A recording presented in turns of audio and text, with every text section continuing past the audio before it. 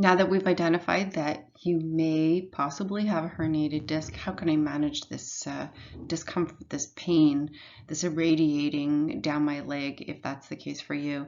Well, some patients that are really having a significant amount of pain, I prefer that they go see their doctor to help with pain management. And your doctor can prescribe, depending on your health conditions that you have, they can prescribe anti-inflammatory medication or pain medication like Tylenol or something a little bit stronger than that, or even a muscle relaxant. And sometimes they'll actually prescribe a little mix of the above, make a little bit of a cocktail to help as much as possible with the various types of pains. The reason why you may need several different types of pain management, because if it's a herniated disc that's been there for a while, you may have chronic pain, so that will take a different type of pain management medication.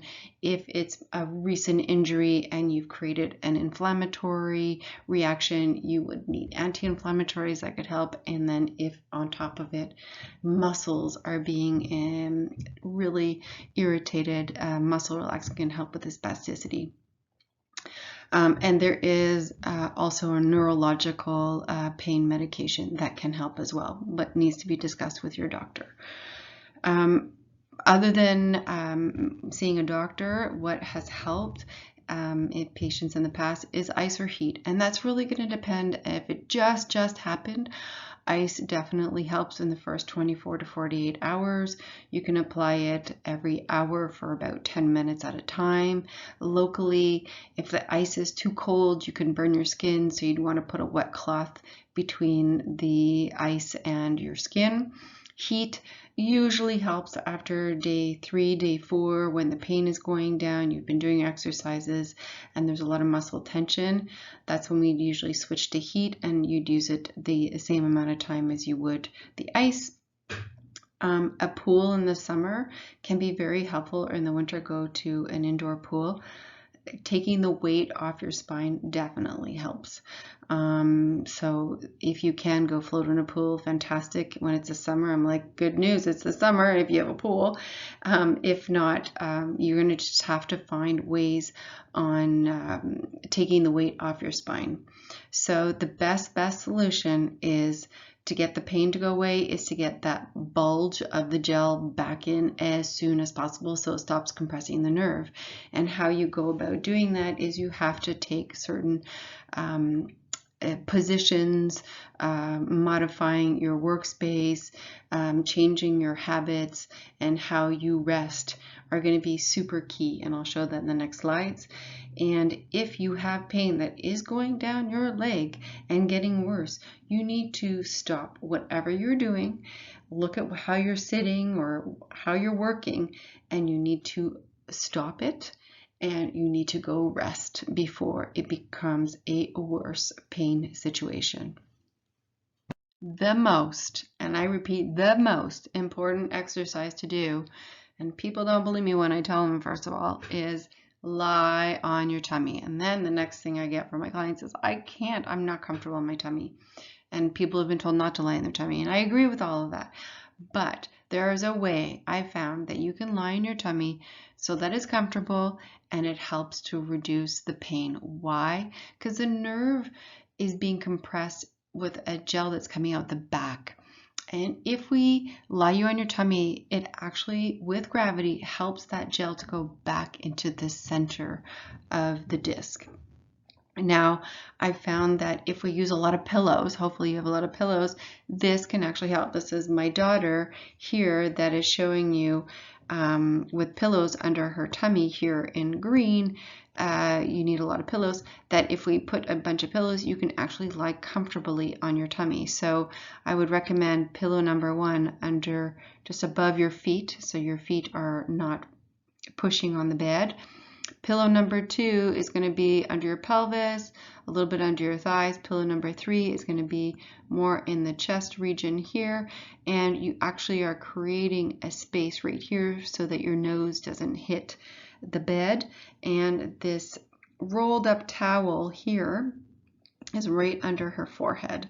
You can use a travel pillow if you want as well, but this is what you need. So you need these 4 items to prop yourself up comfortably so you can lie in your tummy. The next exercise that is so helpful is lying on the side opposite. And when I say opposite to your pain, this is the side that she doesn't have pain, and this is her pain side. So what we're doing is allowing the gel that comes out the back and to the side to go in. We're using gravity again, but we're allowing the gel to go back into the center from the lateral side. And you can see here I use another pillow when you're lying on your side in between the legs, and this will allow for the spine to stay in a neutral position. If you don't have the pillow between your knees, it will actually cause a rotation of your spine, and it will pull on the disc that's already injured. Another very helpful exercise is 2 yoga postures, the cat and cow and the child pose, that I'll show you on the next slide. While you're lying on your stomach, you may get bored or you may get a little uncomfortable. So what I propose is that while you're lying on your tummy, that you can take these different positions. You can get up on all 4s and do this cat and cow posture. So you arch your back up and let your back go down. And you can also do the child pose, which is this one here, or you can modify it if you don't find it that comfortable or you don't have the hip flexibility or the knee flexibility. You can put a big pillow underneath your chest here, like this lady's doing here. And so over a period of 30 minutes, I want you lying on your tummy. And if you can't stay more than 5 minutes, you're uncomfortable, then get up on all 4s and do the cat and cow pose maybe 10 times. And then you can do the child pose and hold it for maybe another minute, and then go back on your tummy and stay there another 5 minutes, and then repeat with the cat and cow pose, the child pose, or the modified child pose up into 30 minutes. After 30 minutes, you can get up, walk around, but I would not advise you to sit for a while. Sitting is probably one of the worst things you can do for a herniated disc. You can go lie down on your side, like I showed you as well, the side opposite to your pain, or you can go for a light walk. What you need to avoid doing immediately is sitting. Avoid sitting as much as possible. I get this from a lot of people, but I have to work, I have to drive into work. But if it's bad enough, you may not be able to go into work. So you'll see. But sitting is the worst for the pressure that it puts on the disc that's trying to heal. So it's like as if you had a broken leg and you're actually standing on it. So you have a damaged disc and you go and put a lot of your weight through it. And not only do you put your weight through it, but we often sit not very ergonomically. So this is what most people do when they sit, or some version of this. Their back is rounded, and that actually helps the gel go out. That roll that you saw in the previous slide could be useful, can be useful. I usually get my patients to put it in their lower back when they're sitting, so it at least helps their spine if they actually have to sit. And I can see just for eating you'd have to sit, but if in driving, but other than that, try to avoid sitting. My other no-no is this one, and everyone is surprised when I say this one, lazy boy sitting. I discovered after a few years and asking a lot of questions to my patients, what most people do at night before going to the bed is they lie in a lazy boy type of chair. And this actually causes the gel to come out in the back. Then they go to bed, and they go to bed with a herniated disc, and that's often why they actually have more night pain.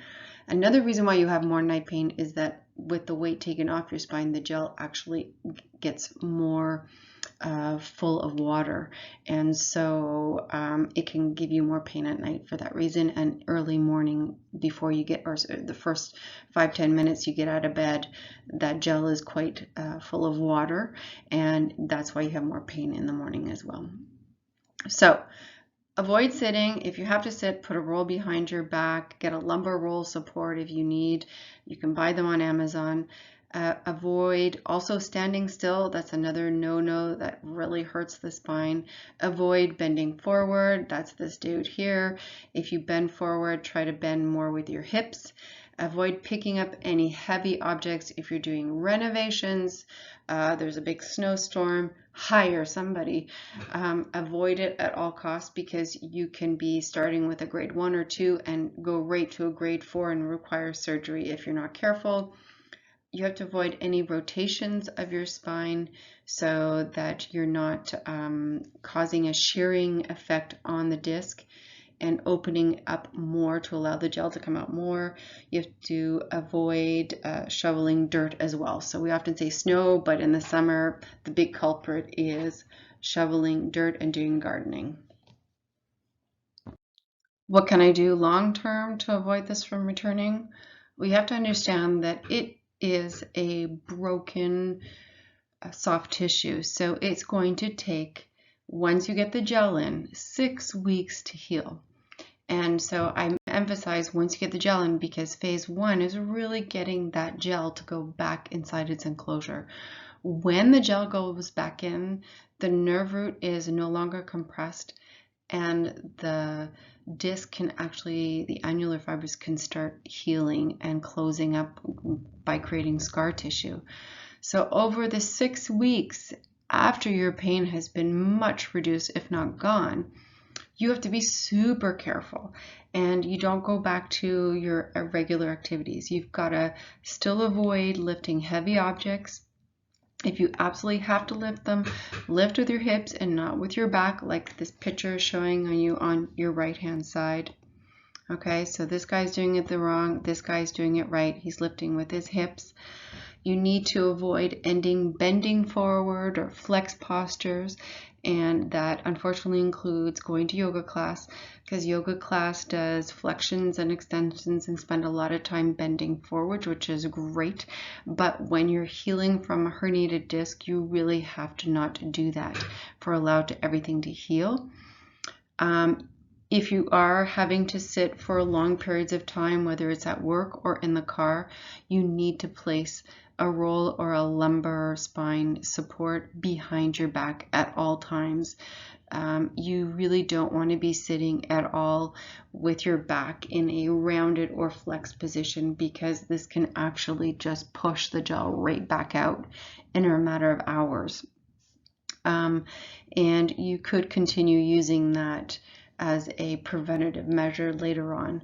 And I would strongly recommend that you continue lying on your tummy several times a day, whether you set your alarm early in the morning before you get up and throw yourself on the tummy before you get out of bed, and at the end of the day, and if you have time throughout the day, spend about 15 minutes to ensure that that nucleus pulposus stays inside those annular fibers of the disc. So those are the top exercises and a way to help heal your disc. The next video that I will produce will be one that will show you how to go to phase 2, which is more recovery phase, and how to avoid this from happening again. And there we're going to be covering how to strengthen your core, your abdominal muscles, how to have a flexible hamstring and hip muscles so that there's less stress placed on your lumbar spine. And I would strongly recommend that you have your posture assessed. This, just to give you a quick insight, this is a flat back posture, and these people that have flat backs are at the highest risk of developing herniated disc, because you don't have that natural extension of your spine. So you're already creating a very easy way for your spine to or your disc to come out, because you're more bowed this way and staying bowed like the yellow one. That will be in a future video. Thank you so much for your attention. I hope this helps. You may want to watch it a few times to go over the exercises and understand as best as possible what is going on in your spine. Knowledge is power. As soon as my clients understand what's going on, they can start helping themselves and avoid re-injuring their backs. Good luck, and I wish you a pain-free 2020.